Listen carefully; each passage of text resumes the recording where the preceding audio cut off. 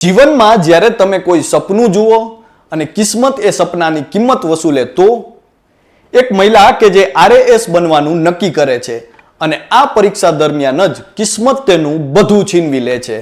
પહેલા પતિ, પછી દાદી, પછી સંતાન અને સ્વાસ્થ્ય પણ. આટલી અડચણો છતાં તે હાલમાં આરએએસ ટોપર બની છે. જી હા, આજે એક એવી ઘટના વિશે વાત કરવી છે જે જાણીને તમારી આંખો આંસુથી અને હૃદય હિંમતથી ભરાઈ જશે. વાત જરા એમ છે કે ખૂબ જ નાનકડા એવા ગામની અંદર પોતાના સાસરિયામાં ખુશહાલ જીવન જીવતી એક મહિલા કે જેનું જીવન ખૂબ જ સામાન્ય છે. એક દિવસ આ મહિલા સપનું જુએ છે આરએએસ જેવી ખૂબ જ અઘરી ગણાતી પરીક્ષા પાસ કરીને પોતાનું અને પરિવારનું નામ રોશન કરવાનું. પરિવારના લોકો પણ આ સપનાને પોતાનું સપનું સમજીને મહિલાને સાથ આપે છે. પરિવાર આ મહિલાના પક્ષમાં હતો, પણ કદાચ ભાગ્ય તેના પક્ષમાં નહોતું. જી હા, કારણ કે આ મહિલાએ આરએએસ પરીક્ષાની તૈયારી શરૂ કરી અને થોડા જ દિવસમાં તેના પતિનું અવસાન થયું. પતિ અને પરિવારનું સપનું સમજીને મહિલાએ ફરી તૈયારી શરૂ કરી અને પ્રથમ પરીક્ષા આવી. આ પરીક્ષા દરમિયાન તેના દાદીનું અવસાન થયું. પરિવારની હિંમતથી તેને તે પરીક્ષા પાસ કરી અને મુખ્ય પરીક્ષાની તૈયારી શરૂ કરી, જે દરમિયાન તેની 10 વર્ષની દીકરીનું પણ અવસાન થયું.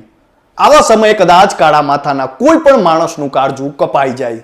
છતાં ગયેલા તમામ લોકોનું સપનું પૂરું કરવા મહિલા કિસ્મત સામે બાથ લે છે અને મુખ્ય પરીક્ષા આપવાનું નક્કી કરે છે. અને મુખ્ય પરીક્ષાના 2-3 દિવસ પહેલા જ મહિલાનું એક્સિડન્ટ થાય છે, જેમાં તેની એક આંખ ફૂટી જાય છે. આંખે પાટો બાંધીને મહિલા પરીક્ષા આપે છે અને આ મહિલા એટલે બીજું કોઈને હાલમાં જ આરએએસમાં ટોપર બનેલ રોહિણી ગુર્જર, જેની સફળતા પાછળ છુપાયેલ સંઘર્ષ વિશે સાંભળીને તમારી પણ આંખો ભીની થઈ જશે. નમસ્કાર, આપની સાથે હું છું કૃપાલસિંહ જાડેજા અને હાલમાં જ આરએએસ પરીક્ષામાં પાસ કરનાર રોહિણી ગુર્જર વિશે વિગતે વાત કરીએ. વાત ગુજરાતી પર. हथेली पर रखकर नसीब तू क्यों अपना मुकद्दर ढूंढता है, सीख उस समुंदर से जो टकराने के लिए पत्थर ढूंढता है. संघर्ष અને કિસ્મતની લડાઈમાં માનવી ઘણી વખત એટલો તો અસહાય થઈ જતો હોય છે કે માથા પરથી પરસેવાની નદીઓ વહેતી હોય અને કપાળ કોરું ધાક હોય. પરંતુ હાલમાં જ આરએએસ ટોપર બનેલ રોહિણી ગુર્જરે સાબિત કર્યું છે કે જીવનમાં કોઈ છાના ખૂણે વિપરીત પરિસ્થિતિના વંટોળ સામે પોતાનું માથું ઊંચું રાખીને, સમયની આંખમાં આંખ નાખીને કાળા માથાનું માનવી નિયતિ સામે ઊભો હોય છે ત્યારે કદાચ નસીબ પણ નમી જતું હોય છે. બસ દ્રઢ ઈચ્છાશક્તિ, મજબૂત મનોબળ અને સાચો સમર્પણ ભાવ જરૂરી છે. સમગ્ર ઘટના વિશે જો વાત કરીએ તો હાલમાં આરએએસ જેવી કપરી પરીક્ષા પાસ કરનાર રોહિણી ગુર્જર મૂળ અજમેર જિલ્લાના નરેલી ગામના વતની છે. 2006માં સ્નાતક થયેલા રોહિણીનું સ્વપ્ન આરએએસ અધિકારી બનવાનું હતું અને લગ્ન પછી તે આ વાતની જાણ પરિવારને કરે છે અને પરિવારે પણ તેને ટેકો આપ્યો. બસ પછી તો દ્રઢ મનોબળ સાથે રોહિણીએ તેમના પતિ સાથે આરએએસ પરીક્ષાની તૈયારી શરૂ કરી. પતિ અને પરિવાર તો તેના પક્ષમાં હતા, પરંતુ કદાચ ભાગ્ય તેના પક્ષમાં નહોતું. જી હા, બંને પતિ પત્ની ઉજ્જવળ ભાવિ માટે આરએએસ પરીક્ષાની તૈયારી કરતા હતા અને તૈયારી દરમિયાન જ એક દિવસ તેના પતિનું અવસાન થયું. પોતાના સપનાના સાક્ષી અને સાથી પતિના મૃત્યુથી જાણે તેના માથે આભ ફાટી પડ્યું. તે ભાંગી પડી, પણ પરિવારના સાથ અને પતિના સપનાને કારણે તે ફરી ઊભા થવાનું નક્કી કરે છે અને ફરી તૈયારી શરૂ કરે છે, જેમાં રોહિણીના દાદીએ પણ તેને ખૂબ પ્રોત્સાહન આપ્યું હતું.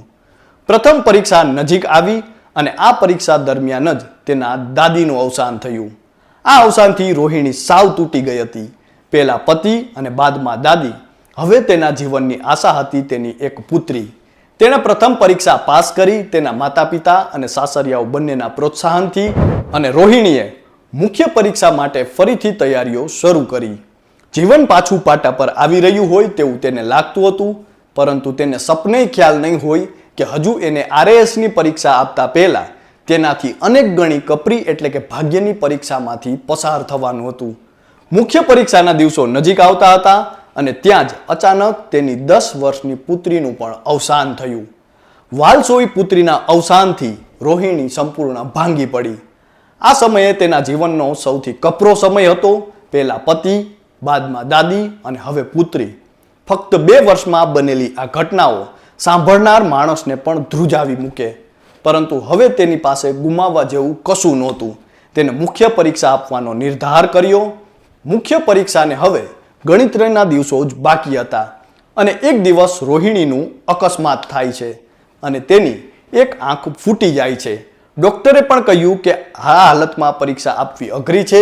સામાન્ય વ્યક્તિને તૂટી જવા માટે આટલા દર્દ પૂરતા હોય છે, પરંતુ રોહિણી ગુર્જર કોઈ સામાન્ય મહિલા નહોતી. તેણે ફક્ત એક આંખ સાથે પરીક્ષા આપવાનું નક્કી કર્યું.